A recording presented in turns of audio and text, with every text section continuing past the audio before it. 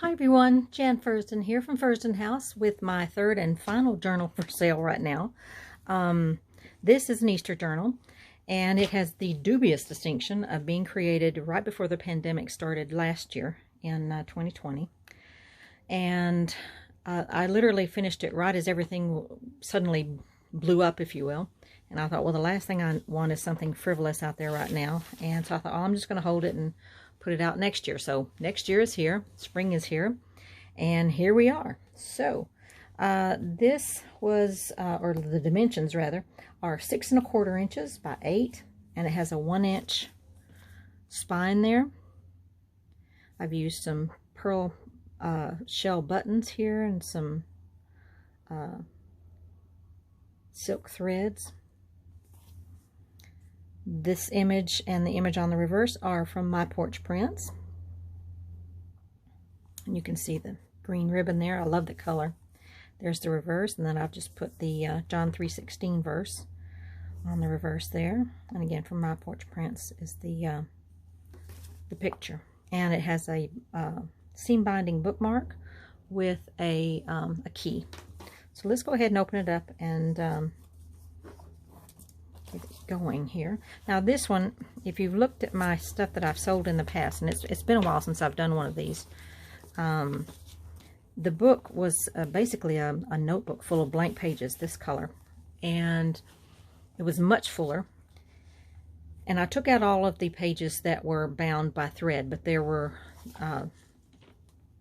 all of these other pages, these 32 pages that were still left in there. They were bound by glue. And I thought, I wonder if I could do something just with the remaining pages.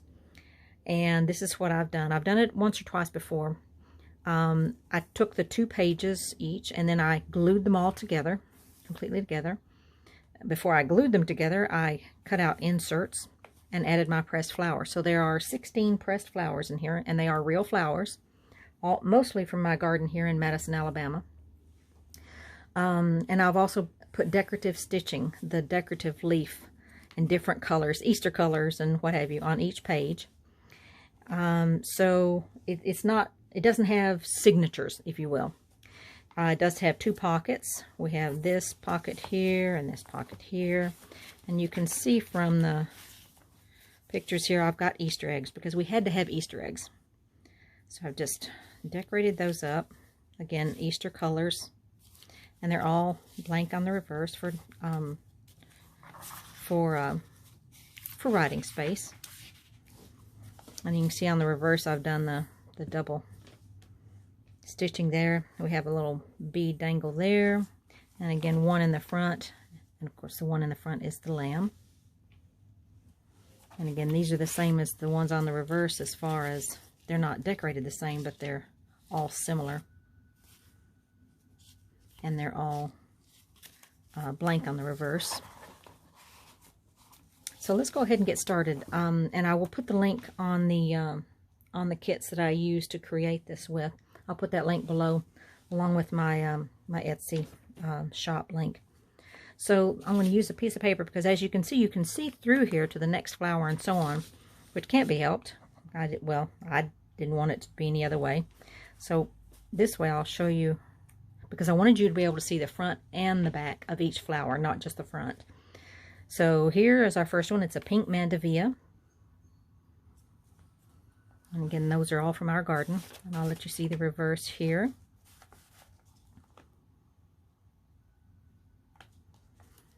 And you can see the card.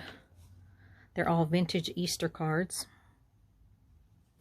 They're all blank on the reverse, and I've used the Tim Holtz small paper clips. I love those little things for small projects. They're perfect, and this one is a small project. So here we have another one. I'm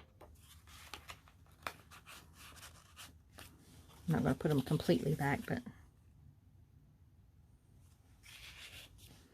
and here is purple salvia.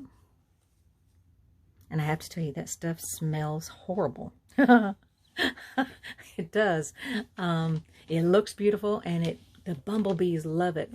In late spring, early summer, we will be surrounded with bumblebees all over the place. They don't bother us. They don't sting. Of course, we don't go around bothering them either.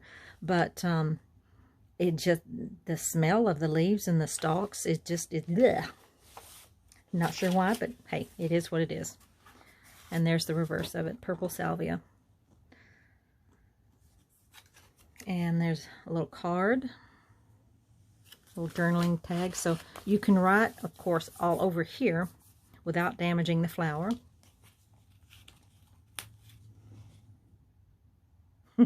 That bunny does not look overly happy. And let me show you the next flower. It is a paradigm hosta. Whoops, let me get, well, won't you be able to see it well? There we go. Paradigm hosta. Beautiful pale lavender. And then there you can see the reverse of it. And, you know, I was thinking about this earlier when I was looking at it.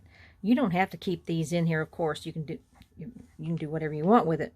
But if you wanted to remove all the cards and just use it as a regular journal, just a normal Easter journal, or an undecorated one, not a normal one, but an undecorated one, that would work too. And then use the Easter cards elsewhere. Here we have Vinca. I'm just going to leave that card there because it's blank on the reverse and you can see it well there. Here we have the reverse of the Vinca. And then there's this card. And then you can see this one. These are both German, Freie Ostern. It was in Germany that I learned to do an Easter tree. That was back in 1982. I'm giving my age away. That we were stationed there. We were in the Army, my husband was. We were stationed there, and I had never heard of an Easter tree. And come Easter, we had some German neighbors, and they were showing me their Easter tree. And I'm like, oh my gosh, it is so beautiful. What they do is they take branches of what we call the pussy willow branches with the little catkins on them. And they put those branches in a vase, a heavy vase, you know, because the branches are rather tall.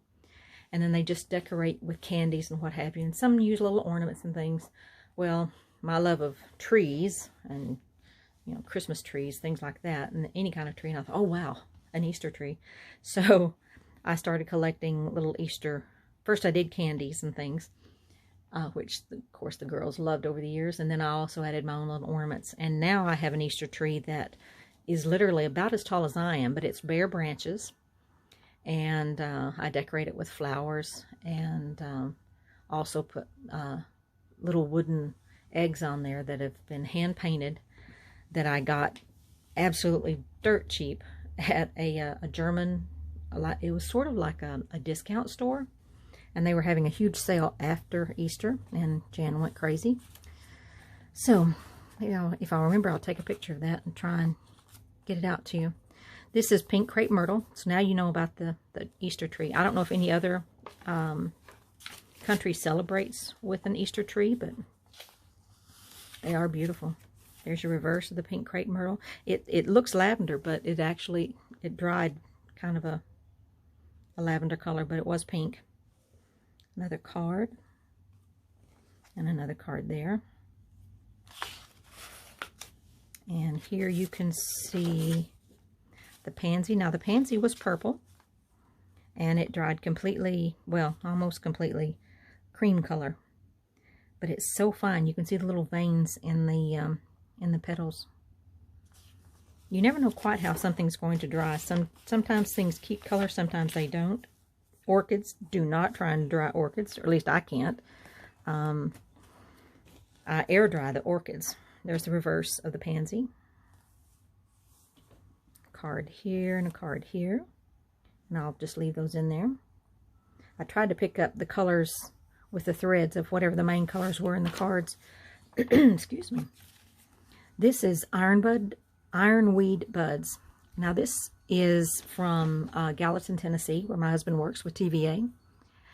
Yes, he does actually pick flowers on the side of the road for me to dry because he knows I press them and He's gotten a lot of teasing from his coworkers over the years for that. And this one actually kept its color very well, that nice little purple color in there. Sometimes it dries very brown looking, but this one kept its color nicely. There you see another card. My voice is coming and going, so I apologize for that. Excuse me. Another card.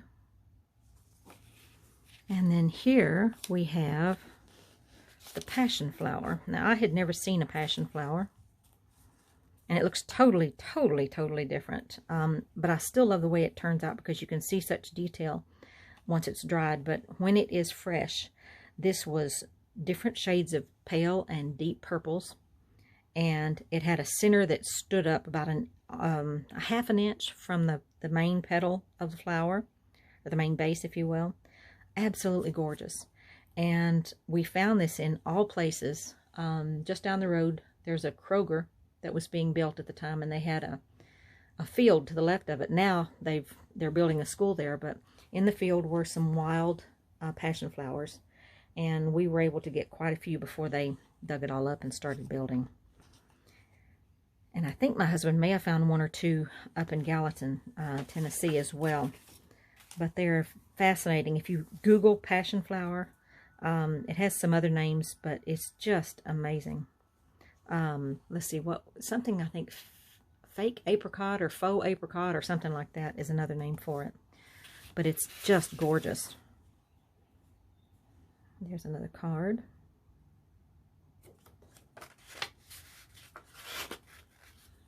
And here you have the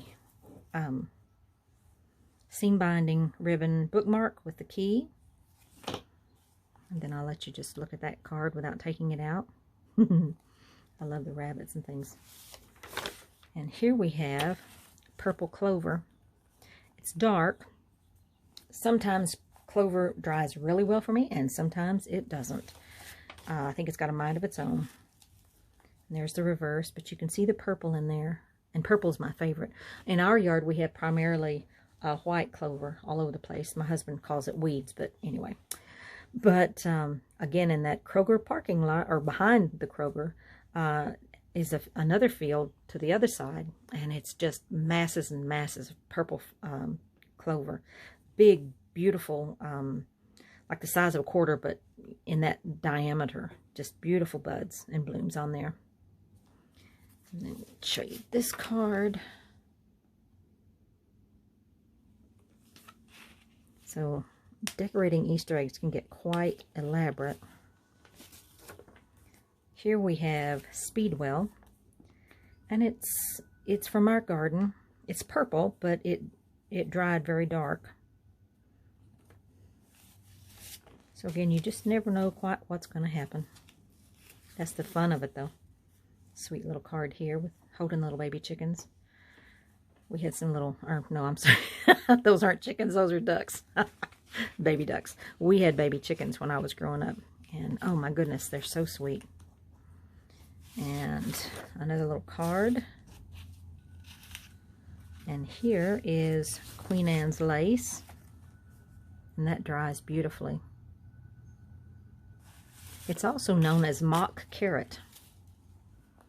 I think because of the greenery around it, not so much the blooms, but the greenery in the stems look like carrot plants. Another card here and here. Whoops, got a bit of thread there. And here we have pink azalea buds.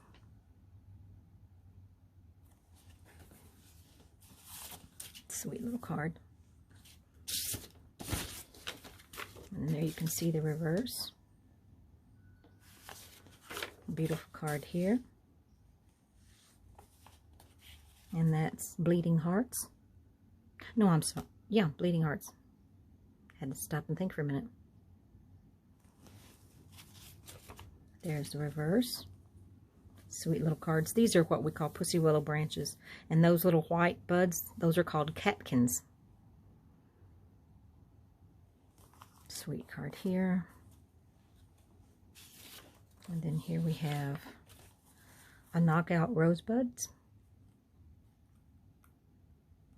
And even though, for instance, you can't see all the stitching here, all of the stitching on each page goes all the way from the top to the bottom. I'll let you see the reverse of that. And the rabbit. And the eggs. I can just imagine a box of eggs. We had a lot of fun over the years. Here's some white crepe myrtle.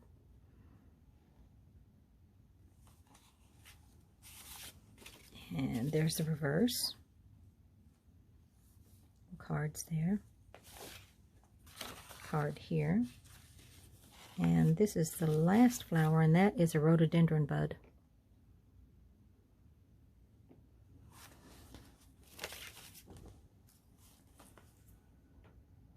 Sweet little card. And again, there are the Easter eggs that are more journaling space.